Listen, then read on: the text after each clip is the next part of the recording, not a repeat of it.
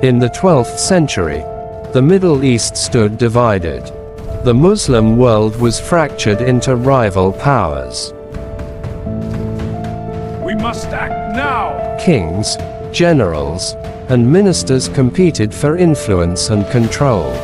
Meanwhile, across the eastern Mediterranean, the Crusader states waited patiently for their moment of advantage. Arm yourselves, brothers. The enemy approaches. Egypt, one of the richest lands of the Islamic world, had become the center of political intrigue and dangerous alliances. And in one of the most surprising developments of that era, the rulers of Egypt formed an alliance with a Crusader king. At the center of these events stood a young Kurdish officer named Yusuf ibn Ayyub. Few people knew that this quiet and thoughtful young commander would one day become the legendary ruler known to history as Saladin. But before that destiny could unfold, Yusuf would first face one of the most terrifying trials of his life.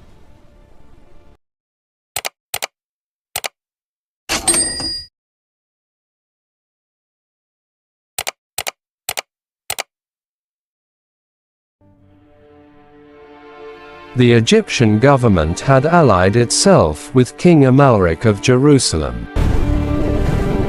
As a result of this alliance, Amalric commanded not only his Frankish knights but also a vast Egyptian army.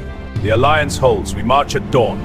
Although such alliances may seem strange today, this was not the first time that Muslim and Christian forces had joined together to fight another Muslim army. Politics in the medieval Middle East often followed interests rather than religion. However, for Yusuf ibn Ayyub, this alliance was deeply surprising. The entire military strength of the Fatimid Caliphate of Egypt was now supporting a Christian ruler against a Muslim army. The Egyptian soldiers were not widely respected as warriors, but their numbers were immense. Facing them would require skill, patience, and clever strategy. Yusuf, the time has come. Lead our vanguard. Yusuf was given an important responsibility. His mission was to prevent Amalric's army from building a bridge across the Nile River. To achieve this, experienced archers were stationed along the riverbanks. Their task was to harass the enemy constantly and prevent them from completing any crossing. The assignment was not particularly dangerous. It required discipline and careful coordination. Soldiers, hold your positions. Yusuf handled the responsibility with confidence. Behind him rose the enormous pyramids of Egypt. In front of him stretched the wide plains of the Nile Valley, where the approaching enemy army prepared for battle.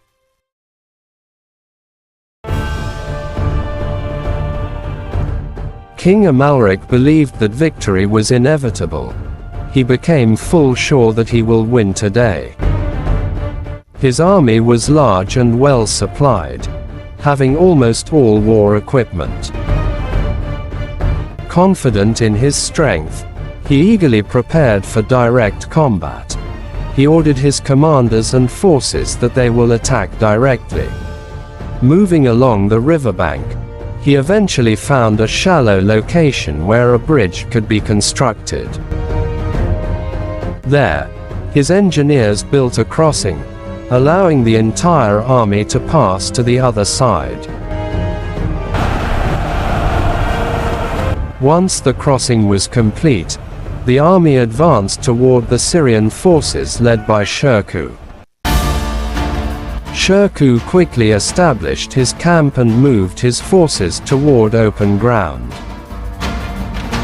The river is our key. We cross here at dawn. Initially he intended to confront Amalric near the riverbank, so that the attack for them would go easy. This plan is reckless. However, several of his officers strongly opposed this plan. They thought, this is a risk, which could fail us and trap us. The officers warned that the enemy army was far too large. They were coming near to them. Some commanders were so frightened that they suggested retreating to Syria altogether. Cause: Frankish forces were large in numbers and they had no solid plan. But not everyone agreed with this idea. Some think that we are the ones whom is born for this day. We must strike now while they are weak. Yusuf ibn Ayyub supported the opinion of another officer who believed retreat would be disastrous, and the act of retreating will become our weakness for them. If they surrendered Egypt without a fight, Nur ad-Din would punish them. Shirkuh listened carefully, and he observed. The time for hesitation is over! In the end, he decided they would fight, so we should act accordingly.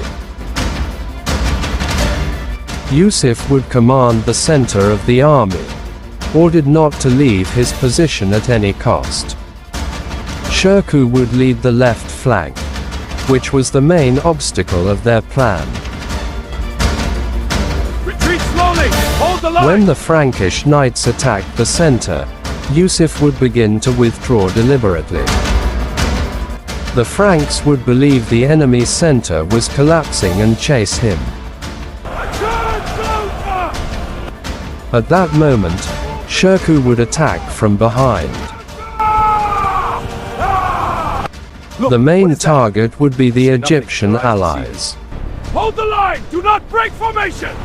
If they panicked, the entire army would collapse. The battle began on April 18, 1167. Forward warriors, charge for glory! Yusuf commanded a selected group of cavalry. When the Frankish knights attacked, Yusuf began to retreat. Frankish thought and hoped, they won today. Onward, God is around! They fought! The Frankish knights chased him eagerly. But then suddenly everything changed. The weather of the battle changed. Allah Akbar! Yusuf turned his riders around and attacked eagerly. Frankish scared. At the same moment Shirkuh attacked the Egyptians from behind. Fight them! For victory! Panic spread across the Egyptian ranks. They didn't imagine that this would happen to them. The Franks tried to recover the situation. They tried to hold the lead. But it was already too late. Almost were killed and some ran away. The battle ended in a stunning victory with great pleasure. After the victory, Shirkuh moved toward Alexandria, a beautiful city built by Alexander the Great. There he appointed Yusuf as military governor, giving all the authorities related to governorship. For the first time in his life, Yusuf commanded independently, having full control on orders. Soon the Franks and Egyptians returned. They became so aggressive, and prepared for one more full attack. They began the Siege of Alexandria. This siege became so hard for them. A Christian fleet soon blocked the harbor. They attacked aggressively. Siege towers were constructed outside the walls.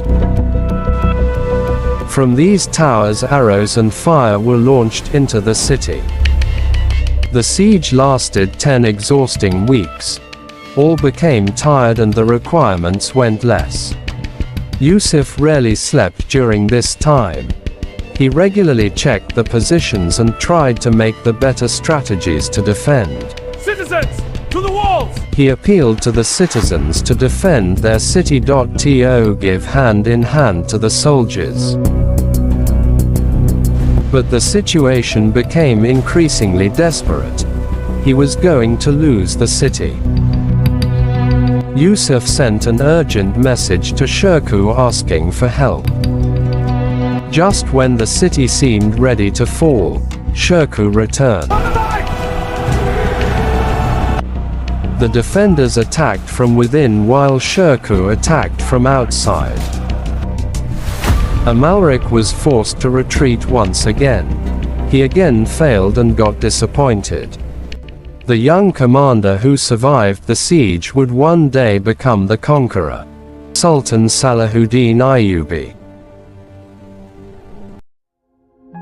The Siege of Alexandria was over. But its impact would never fade. For the people of the city, it was a victory. For the armies, it was a triumph. But for Yusuf ibn Ayyub, it was something very different. It was fear. It was pressure. It was a responsibility, unlike anything he had ever known. For weeks, he had stood between a city and its destruction. And for the first time, he understood the true weight of leadership. This was no longer the life of a simple soldier. This was the path of something far greater. A path filled with war, sacrifice, and destiny. But history had already chosen him. Because the man who feared the burden of command would soon carry the fate of nations, and rise to become Salah ad-Din.